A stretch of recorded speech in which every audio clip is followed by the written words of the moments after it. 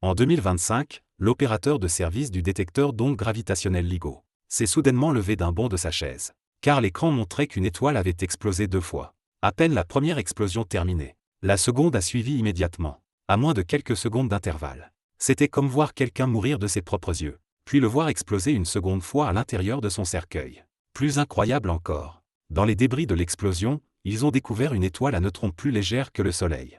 Mais selon les lois de la physique, elle ne devrait tout simplement pas exister.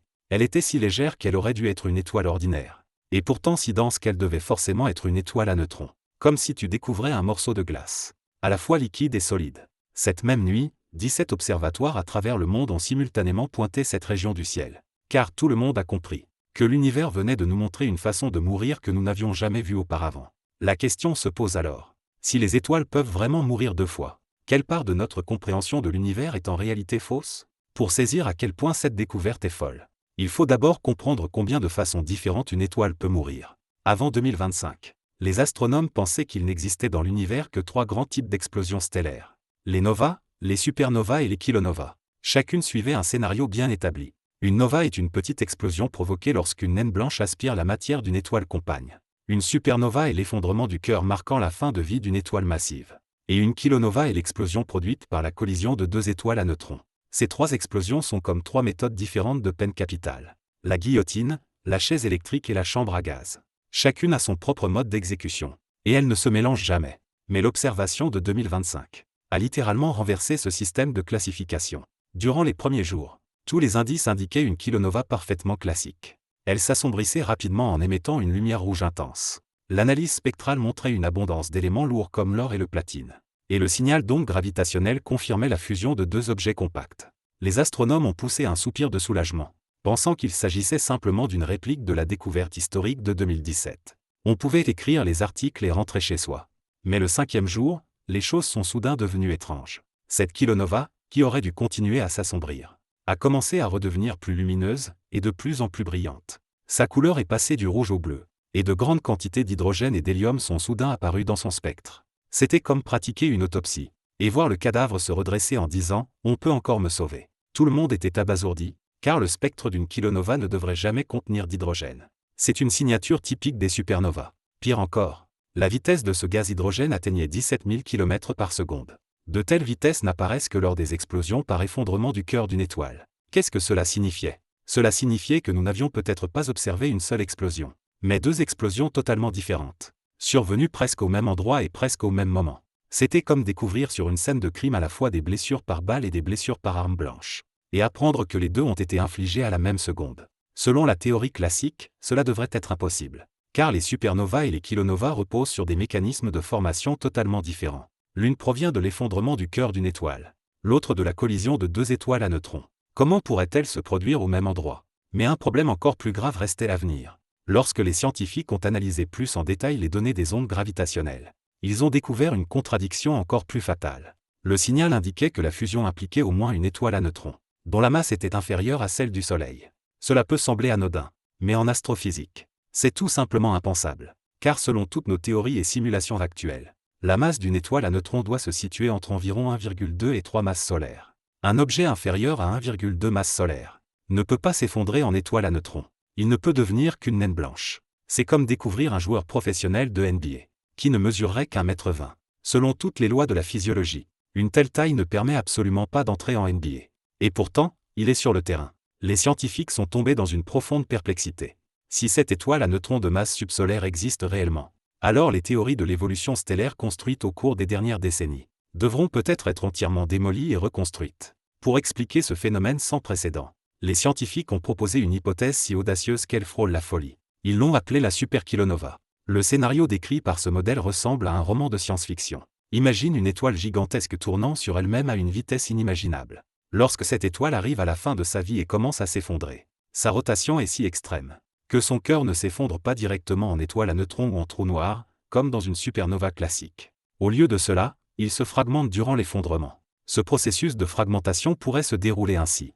Le cœur en rotation rapide forme un immense disque d'accrétion, qui, dans des conditions extrêmes, se brise en plusieurs fragments. Au moins 2 de ces fragments s'effondrent chacun en une étoile à neutrons de masse relativement faible. Et ces étoiles à neutrons nouvellement nées sont incroyablement proches l'une de l'autre. Elles naissent presque collées l'une à l'autre. Leur période orbitale pourrait n'être que de quelques millisecondes. Le résultat, c'est que ces deux étoiles à neutrons, dès leur naissance, commencent à spiraler l'une vers l'autre de manière frénétique, et entrent en collision en l'espace de quelques secondes. Ainsi, ce que nous observons réellement est la superposition de deux explosions. À l'extérieur, il y a une explosion de supernova tout à fait normale. L'enveloppe de l'étoile est projetée vers l'extérieur par l'onde de choc de l'effondrement du cœur, et se dilate. Et à l'intérieur de cette boule de feu en expansion, deux minuscules étoiles à neutrons exécutent leur dernière danse de mort. Leur fusion produit des ondes gravitationnelles, et libère en même temps la lumière rouge et les éléments lourds caractéristiques des kilonovas. Au début, la lumière rouge que nous avons observée provenait du fait que la lumière de la kilonova traversait l'enveloppe de la supernova.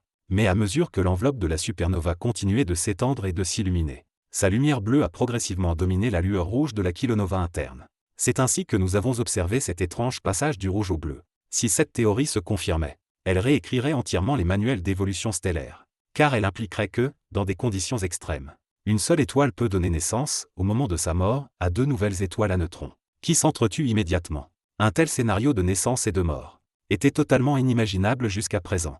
Plus important encore, il offre une voie de formation possible pour les étoiles à neutrons de masse anormale. Mais les scientifiques restent prudents. Ils soulignent que cette explication est encore loin d'être définitive, car de nombreux aspects de l'événement demeurent inexpliqués. Par exemple, s'il s'agissait réellement d'une fusion de deux étoiles à neutrons, nous aurions dû observer de fortes émissions de rayons X et d'ondes radio. Or, aucune de ces signatures n'a été détectée lors de cette observation. C'est comme voir deux voitures entrer en collision, sans entendre le moindre bruit d'impact. Quelque chose ne colle clairement pas. Il existe encore un problème plus grave. Bien que le signal d'onde gravitationnelle et les observations optiques soient très proches dans le temps, les calculs montrent qu'il existe une probabilité de 2 à 4%, qu'il ne s'agisse tout simplement pas du même événement. Autrement dit, les ondes gravitationnelles pourraient provenir d'une fusion d'étoiles à neutrons, tandis que l'explosion optique observée proviendrait d'une autre étoile totalement différente. Les deux événements s'étant produits par hasard à peu près au même moment et dans presque la même direction. La probabilité d'une telle coïncidence est faible. Mais elle ne peut pas être totalement exclue. C'est comme entendre un coup de tonnerre et voir un éclair en même temps. Tu supposes naturellement qu'ils proviennent du même éclair. Mais il est aussi possible que deux éclairs distincts aient frappé à la même seconde. Si c'est le cas, alors cette observation ne serait pas une superkilonova, mais une gigantesque plaisanterie cosmique jouée par l'univers. Pour déterminer quel scénario est le bon, les scientifiques ont maintenant un besoin urgent de trouver davantage d'événements similaires. Ils espèrent que, dans les années à venir, les détecteurs d'ondes gravitationnelles pourront à nouveau capter des signaux comparables. Et cette fois-ci, ils mobiliseront tous les instruments de pointe, y compris le télescope spatial James Webb. Les capacités d'observation infrarouge du télescope Webb peuvent nous aider à voir à travers l'enveloppe de la supernova et à analyser directement la composition de la matière à l'intérieur. Si des éléments lourds produits par une kilonova sont réellement découverts mêlés aux éjectats de la supernova, alors la théorie de la superkilonova serait confirmée. La portée de cette découverte va bien au-delà de l'identification d'un nouveau type d'explosion cosmique. Elle révèle en réalité une vérité plus profonde. La créativité de l'univers dépasse de loin notre imagination. Nous essayons sans cesse de classer les phénomènes cosmiques, de les organiser et de les ranger dans des cases bien ordonnées. Mais l'univers ne suit jamais nos scénarios. Il crée des choses que nous jugeons impossibles, les place devant nous et nous dit « Allez, explique-moi ça ». Prenons les métaux précieux comme l'or et le platine. Nous pensions autrefois qu'ils ne pouvaient se former que dans les kilonovas. Mais si les superkilonovas existent réellement, cela signifie que l'univers possède une autre forme d'alchimie. La bague en or que tu portes au doigt ne provient peut-être pas de la collision douce de deux étoiles à neutrons, mais de la fragmentation folle et de l'autodévoraison d'une étoile au moment de sa mort. Cette histoire est bien plus violente, et bien plus dramatique. À présent, des observatoires du monde entier sont en alerte 24 heures sur 24, attendant le prochain événement similaire. Car si cette théorie est confirmée, nous devrons admettre que notre compréhension de l'univers n'atteint peut-être même pas 1%. Les lois physiques que nous croyons maîtriser ne sont peut-être que les règles les plus ordinaires et les plus ennuyeuses parmi tant d'autres. Et la partie vraiment spectaculaire, ces conditions extrêmes capables de créer des miracles, nous n'en avons peut-être effleuré que la surface. Alors, la prochaine fois que tu lèveras les yeux vers le ciel étoilé, souviens-toi de cette histoire. Derrière ces points de lumière apparemment paisibles, des scènes plus folles que n'importe quel film de science-fiction sont peut-être en train de se jouer.